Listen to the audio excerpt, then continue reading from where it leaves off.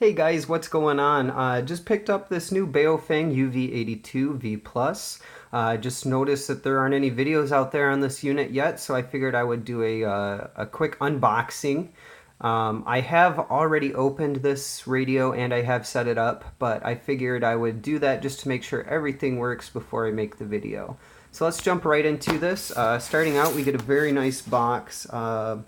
It's got some good ink on it. You know, it's definitely a decent package. I wouldn't worry about this getting damaged in the mail. Even if you see some crinkled corners or anything, it is packaged quite nicely. Moving inside, all of the accessories were plastic wrapped, but again, I have opened this already.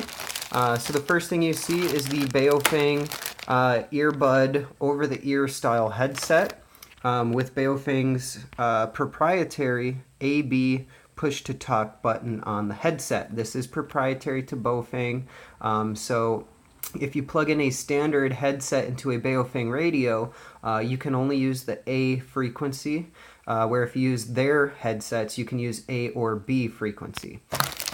Moving forward, you get your charger. And again, this was all individually wrapped. This is the standard Baofeng charger. The transformer has a red LED that stays solid, and on the base you do have a green or red LED to indicate charging state. Right behind it, or right next to it here, is the UV-82 original charger. These are not interchangeable, so if you have an old UV-82 battery with an old UV-82 charger, they will not work together. The teeth are actually spaced differently. So if you have UV-82 batteries, they will not work in the UV-82 Plus. I will grab a battery here next to you just so you can compare. The UV-82 V Plus is on the left, and the standard, the original parent battery, is on the right, so you can see there is different design. They are both the same capacity. Factory capacity is going to be 2800 milliamperes, but they are different sizes, so just keep that in mind. This battery is a bit thicker and it's a bit wider, so just keep that in mind. We're going to move forward. Just wanted to show you the back of the radio here before I get the battery in. Here's the front. Very nice. LED flashlight, LED status indicators, excuse me, and the SMA female antenna connector. The belt clip you do have to assemble with these tiny Phillips. It's quite simple to put together, but as you can see how deep that is, this is a pretty thick radio without the battery even in there. So let me get the battery in and the antenna on. I'll be right back. Okay, here's the radio from top to bottom with the antenna and battery on the back. It's a very thick, really ergonomic. I mean, it just feels really good in the hand. Like, just grabbing a hold of this radio feels comfortable. Your fingers go right where they're supposed to. The buttons, if you're holding the radio up and you're trying to get to, you know, star, pound, or zero, it's kind of awkward. The bottom's a little narrow, but other than that, it feels really comfortable. Again, the AB button on the side, which is proprietary to Baofeng, I believe. I don't think there's any other companies out that do that. Maybe not, maybe I'm wrong, but the new AB buttons are like a silicone covered, like they're really soft, whereas the old UV-82, which I have here, was actually all plastic. It's really hard. And on the new model there, you do have the silicone cover buttons, which I think are much nicer. As you can see, the hard button has gotten pretty chewed up. So here's the UV-82 V Plus and the UV-82 side by side.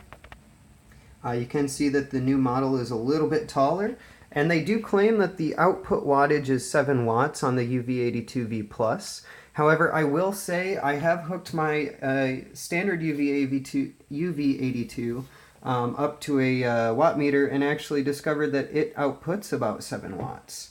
So I'm curious to see if the new model maintains that, or if, you know, saying that it's 7 watts, it's actually going to push closer to 10. I don't know. We'll have to see. But I really haven't had a lot of time to play around with this. I just got it, and I haven't seen anything out there about what it looks like, what it feels like. It's got a nice, heavy, durable feel to it. Like, I don't feel like I'm going to break this radio. If you do any commercial work or work in law enforcement, anything like that, it's very similar to a commercial radio in weight and feel as far as durability goes. It is pretty bubbly though. You know, you see that screen kind of pops out at you, but I really do like that. As far as the display goes, internal menus, it's very similar. It's what we're used to with Baofeng. You know, you've got your orange, blue, purple backlight. The menu systems are all essentially the same exact menu that you will find in the standard UV-82, as well as other models. But, you know, like I said, this is kind of just a crash course. I just got this. I'm sorry I don't have more information on it. I'm sorry this isn't more detailed. But I just got the radio and just wanted to throw something out there. So if you're thinking about getting it, or if you're thinking about getting this, you're not sure whether you should save a couple dollars, get the old version over the new, I would definitely say go with the new version. It just looks better. It feels better.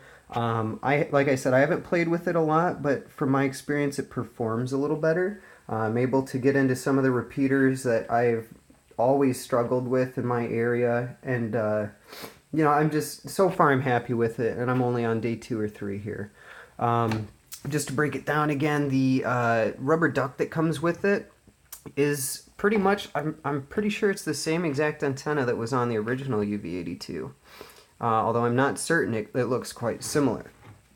I did program both of these with chirp, so if you actually do get chirp, you can go through and... Sounds well.